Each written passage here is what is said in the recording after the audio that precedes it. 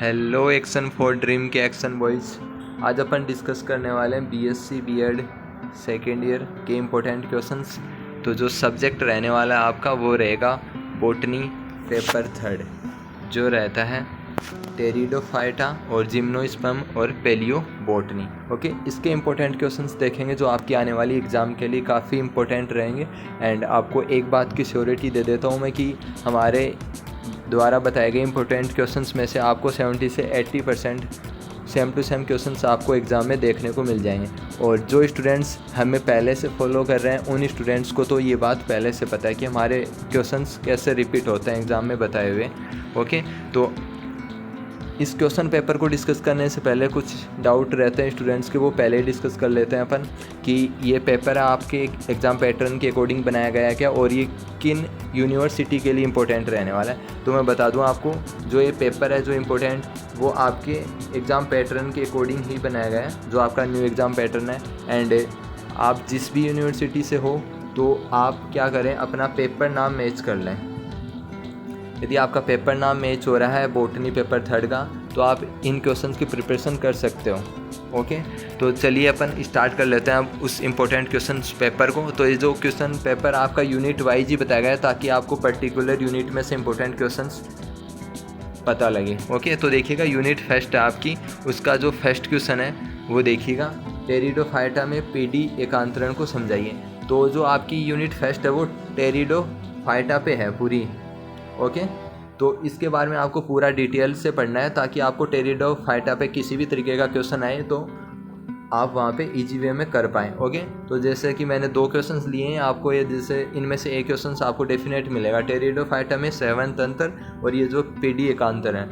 Okay, तो ये काफ़ी इंपॉर्टेंट क्वेश्चन है, तो इसको आप डेफिनेट कीजिएगा आपकी यूनिट फर्स्ट से। अगेन देखिएगा, इसका जो सेकेंड क्वेश्चन है उसका ए पार्ट देखिएगा, अपयुग्मन और अभिजानुकता पर संक्षिप्त टिप्पणी लिखिए। ओके, तो ये आपको 2 से 3 नंबर में देखने को मिलेंगे छोटे क्वेश्चंस में। ओके, और जो आपका ये जो थर्ड क्वेश्चन है वो देखिएगा यूनिट फर्स्ट का ही, टेरिडोफाइटा। ये फिर से आपको टेरिडोफाइटा के ऊपर ही क्वेश्चंस देखने को मिल गया। तो इसमें विषम बीजाणुकता की उत्पत्ति का वर्णन करते हुए इसके महत्व को लिखिए। ओके, तो टेरिडोफाइटा को आप अच्छे से पढ़ के जाना है। ओके, इस पे डेफिनेट क्वेश्चन मिलेगा और इस पे आपको लॉन्ग क्वेश्चन मिलेगा। ओके, 5 से 6 नंबर में। तो आपकी ओनली ये एक यूनिट ही 6 नंबर को तैयार कर रही है। ओके, अगेन देखिएगा सेकेंड यूनिट के इंपॉर्टेंट क्वेश्चन देखिएगा, जो क्वेश्चन नंबर 4 है। देखिएगा, मार्सेलिया के जीवन चक्र एवं जनन संरचनाओं के संदर्भ में संक्षेप में वर्णन कीजिए। ओके, ये क्वेश्चन नंबर 5 है और ये क्वेश्चन नंबर 6, दोनों इंपॉर्टेंट क्वेश्चन है। सिलेजिनेला और ये इक्विसिस्टम, ये इक्विसिस्टम वाला क्वेश्चन काफ़ी इंपॉर्टेंट है, मोस्ट रिपीटेड क्वेश्चन है। इसमें आपको लैंगिक जनन भी पूछ सकता है और स्तंभ का अनुप्रस्थ काट को भी पूछ सकता है। ओके, अगेन देखिएगा यूनिट सेकेंड का लास्ट क्वेश्चन, मार्सेलिया स्पोरोकार्प का उदर्ग अनुदैर्घ्य काट। ओके, यूनिट थर्ड और क्वेश्चन नंबर 7।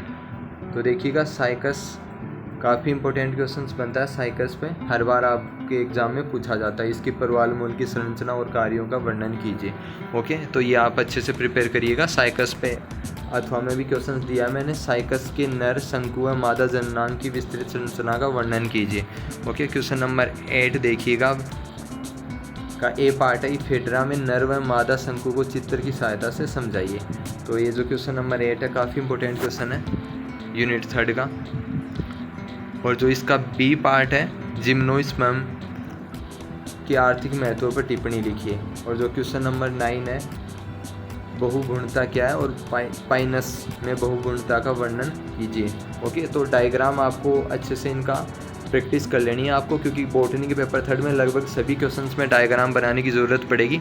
तो यदि आपको इस पेपर में अच्छे मार्क्स बनाने हैं तो आपको डायग्राम को अच्छे से बनाना सीखना होगा।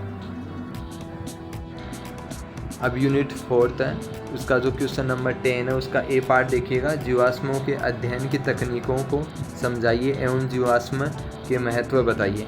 तो इस यूनिट में आपके जीवाश्मों पे ही क्वेश्चन पूछा जाएगा यूनिट 4 से, क्योंकि इसी पे आधारित यूनिट है। तो इसके जो जीवाश्म के महत्व हैं और इसकी तकनीकों को आपको अच्छे से पढ़ लेना। इस पर डेफिनेट क्वेश्चन पूछा ही जाता है हर साल एग्ज़ाम में। ये एक ऐसा क्वेश्चन है यूनिट 4 का जो हर बार पूछा जाता है, क्योंकि इसी पे बेस्ड है ये यूनिट, इसलिए। तो बी पार्ट देखिएगा, राइनिया में बीजाणुद्भिद की संरचना का वर्णन कीजिए। ओके। और जो क्वेश्चन नंबर 11 है, विलियम सोनिया की संरचना का वर्णन कीजिए। ओके।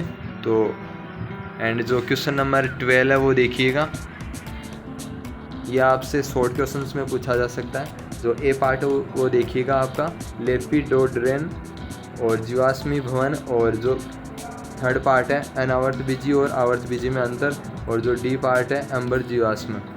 ये आपको शॉर्ट में क्वेश्चन पूछे जा सकते हैं, तो ये भी काफ़ी इंपॉर्टेंट है, इनको आपको सभी को प्रिपेयर करना है। एंड ऑल ओवर 12 क्वेश्चन है पूरे पेपर में, तो इनको आई होप आप कम से कम टाइम में कवर कर सकते हो। तो इस एग्ज़ाम टाइम में ये आपके लिए काफ़ी बेनिफिशियल रहेंगे। एंड किसी भी स्टूडेंट्स को नोट्स की डिमांड हो तो वो हमसे कांटेक्ट कर सकता है। आपको डिस्क्रिप्शन में नंबर और अदर वीडियोज़ के लिंक मिल जाएंगे। Okay, thank you.